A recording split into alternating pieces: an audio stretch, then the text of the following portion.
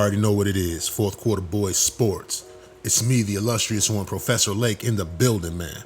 Like, comment, share, subscribe.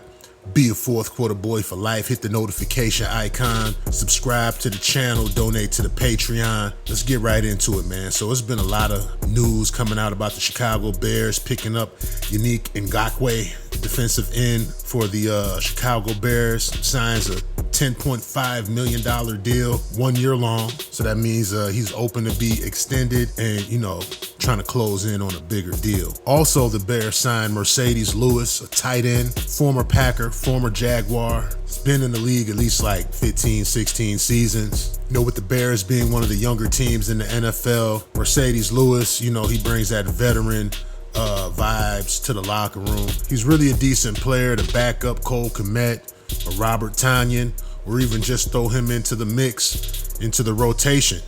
We've seen Mercedes make plays against the Bears. We've seen Ngakoue make plays against the Bears. And honestly, we really needed the help defensively. And we'll take all the help we could get offensively as well. While Ngakoue is not the best defensive end edge rusher I've seen in my life, he's head and shoulders above what the Bears had last year by himself. And we could really use that. Again, and Mercedes Lewis, a vet, somebody who knows how to go through the season and will be able to, just let his veteran knowledge and vibes affect some of these rookies and just bring a little something else to the table that maybe our locker room needed as far as leadership on the offensive side of the ball. Now, focusing in on training camp and listening to some of the interviews and just reviewing some of the things that were said and what I could pull, from some of the comments. I'm kind of worried about Nate Davis. I'm worried about Nate Davis not being at camp. Is Nate Davis injured? Is it some off the field issue as to why he can't be in training camp, as to why he missed the voluntary workouts? This is a guy that just took some money from the Chicago Bears, and he's been there at the facility probably less than 2.5 weeks total, since we've signed the guy. I could be wrong. He could be there a little bit more. But the way I see it, I just don't think this should be an issue where we're looking for Nate Davis, a right guard. Normally these guys are pretty reliable about coming to camp on time, and that's just kind of like an offensive lineman's mentality. So, I'm just kind of questioning what type of person Nate Davis is, what type of player he is, and just looking at his tape, I was awfully excited for him to join the Bears. So let's just hope that this injury is nothing major, if it's an injury, and if it's not an injury and it's something else that came up with Nate Davis, let's just hope that it could be mitigated and he could join the Chicago Bears real soon. But I'm definitely worried about the Nate Davis situation. On the other side of the line, we got Tevin Jenkins. This is a player that I was really high on coming out of the draft. I looked at him like an enforcer on the offensive line. I looked at him like the type of guy that would maul people and bury defensive linemen, linebackers into the turf. And, his career has been plagued with injuries. He missed pretty much the total first season of his career. The next season, it's kind of a blur to me, but he's missed a lot of games. Last season was the most that we've seen of Tevin Jenkins, and he showed that he had a lot of talent. He's shown that he's able to play with the big boys, but will his body hold up, for another season and into the, contract extension? And I'm starting to question it now. I'm really starting to question it.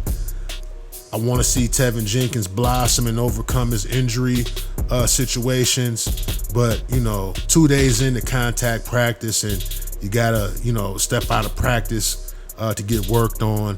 I'm just wondering how this season is going to go. Are we going to have the only team who rotates their left guards in between drives? So I'm just a little puzzled. Not a lot of the answers are there as far as what the injury is, and I know that we're not going to find out because Eberflus keeps a tight ship running, and loose lips sink ships, and I just don't think that's going to happen over here with Eberflus at the helm.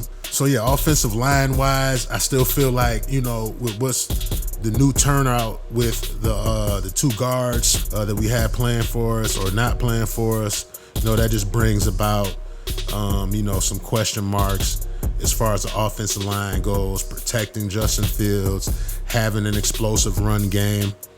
And, it just still seems like we're back at square one where we left off last season. So I'm just kind of dry about that. There's been a lot of talk about the offense, not dominating the defense for one of these practices, and everybody's, up in arms about it. It's one practice. From the reports, it seemed like Justin Fields and DJ Moore were balling. And one practice, when they throw on the pads, where the defense gets up for hitting and things like that, now we're basically shitting on Justin Fields. Let the practice play out. Let's see what he looks like on the field. And if he doesn't meet the level of expectation for a first-round quarterback, then you already know what's going to happen. But at least give him a chance during the offseason to work out the kinks in the offense before we just lambast the guy with insults about how he's going to be a bust or how he's the worst quarterback in the NFL. I just think we need to give it time. Defenses usually, get up to speed with their calls faster than offenses. So I don't think that's something out of the ordinary. I was taken back a little bit by the Mark Potash question about whether the offense was good or not. But, it's an honest question. So be it. Another thing I wanted to address was Chase Claypool. I know I've been a little back and forth on this situation, but, Chase laid somebody out the other day, and the offense didn't cheer for him. The offense didn't get up and, let the defense know that they got some hitters on their side of the ball too. And somehow I kind of feel like Chase might be one of the guys that, brings a little attitude to the offense, and hopefully he could be consistent in the passing game and in blocking and be one of these guys that Justin Fields could look to make some big plays and bring some energy to the offense. And it also kind of exposes Justin Fields when they're talking about the attitude of the offense. Now, I know I just said let it play out, but this is something I've been noticing about Justin Fields since he's been a Chicago Bear. Just the demeanor. I know a lot of people talked about Jay Cutler and his demeanor. I look at Justin Fields, and when they talk about leadership and they talk about your offense having an identity, they're talking about your quarterback. That's what we're talking about. We're talking about the guy that's going to get the whole squad going in one direction. He's prompting wide receivers to run tight routes, look for zone coverages and settling down in critical situations, just being inspiring to his offensive teammates. And the teammates are going to be looking at his body language. They're going to be looking at his confidence in the huddle.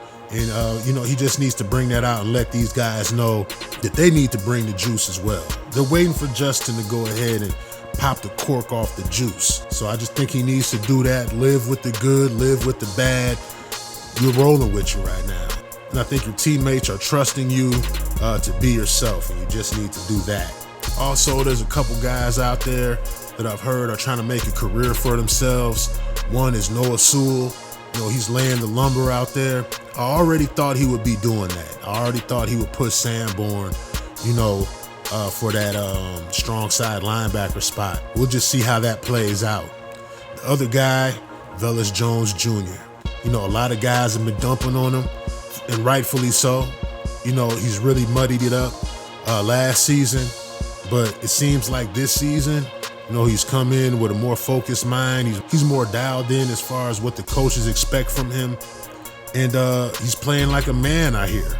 So I'm really looking forward to Velus Jones Jr., stepping into the role that we thought we drafted him for last year, which is kind of like a gadget guy, somebody who's not that involved in the offense.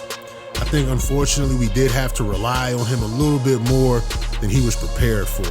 But maybe this year, Velus Jones Jr. could be a big part of this offense, make some big plays in the red zone and special teams. So the big news of the day, Yannick Ngakoue signing with the Chicago Bears for 1 year for $10.5 million. We also picked up Mercedes Lewis, a veteran tight end, played for the Packers, played for the Jaguars, and I think he'll be a nice addition to our locker room. But with all of that in mind, let me know what you think about what's going on with the Bears. Training camp is rolling. The season is right around the corner, and you already know what it is. It's Fourth Quarter Boyz Sports. I'm the illustrious one, Professor Lake, back at it again in the building, fresh out the kitchen, my friend, man. Like, comment, subscribe, be a fourth quarter boy for life. Donate to the Patreon. Holla at your boy. I'm out. Hey, yo, bring me another